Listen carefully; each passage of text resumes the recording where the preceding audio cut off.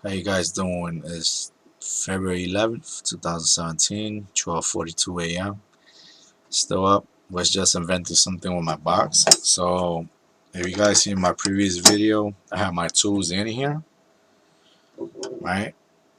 But now, this box just became a two-in-one because now not only does it carry my tools, but now for you guys that need transplants for your clones,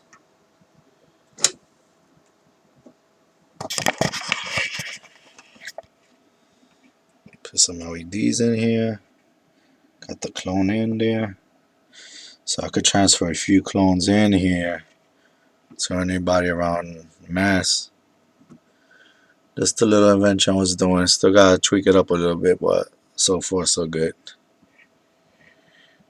Yeah.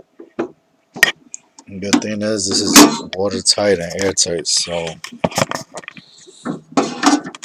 once it's closed, it's closed. No mites, no pest, nothing. Just everything sealed.